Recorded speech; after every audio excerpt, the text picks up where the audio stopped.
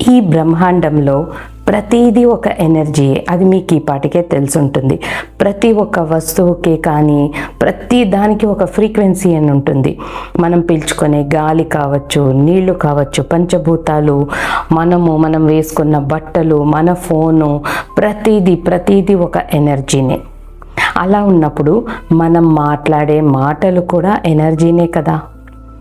అలా ఉన్నప్పుడు మనం ఏం మాట్లాడుతున్నాము కేర్ఫుల్గా మాట్లాడాలి కదా. మనము కోపంలో చెడు వార్తలు మాట్లాడుతుంటే, బ్యాడ్ వర్డ్స్ యూస్ చేస్తుంటే అవి లో ఫ్రీక్వెన్సీ వర్డ్స్ కదా. అవి మన బాడీ టిష్యూ సెల్సే తీసుకొనేస్తాయి. మనం లో ఫ్రీక్వెన్సీ వర్డ్స్ మాట్లాడుతున్నప్పుడు మన శరీరమే దాన్ని పీల్చుకుంటుంది. మన శరీరంలో ఉన్న ఆ సెల్సే వాటిని పీల్చుకుంటుంది. అప్పుడే అది మన బాడీ మీద ప్రెషర్ పడుతుంది. అప్పుడే బీపీ ఎక్కువ అవ్వడము, లో అవ్వడము, షుగర్ హై అవ్వడము, థైరాయిడ్ హై లో అవ్వడము, ఇంకా ఏదైనా పెయిన్స్ రావడము, ఇలా ఎఫెక్ట్ పడుతున్నప్పుడు మనం ఆలోచించి మాట్లాడచ్చు కదా.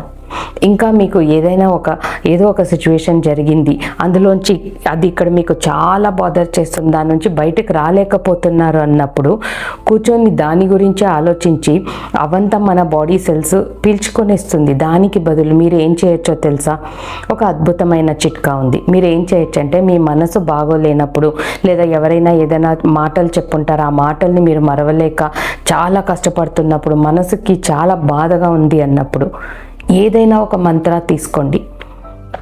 మీరు ఏ దైవాన్ని ఇష్టపడుతున్నారో ఆ శివుడు అనుకుందాం, శివయ్య అనుకుందాం, ఓం నమ శివాయ అని జస్ట్ కళ్ళు మూసుకొని దాని మనసులోనే లేదా గట్టిగా కూడా కాసేపు స్టాండ్ చేయండి. ఇన్నిసార్లు అని లేకుండా జస్ట్ ఒక్కొక్క వర్డ్ ఓం అనే దాన్ని ఫీల్ అవ్వండి. ఓం అనేటప్పుడు ఇక్కడ వైబ్రేషన్ వస్తుంది.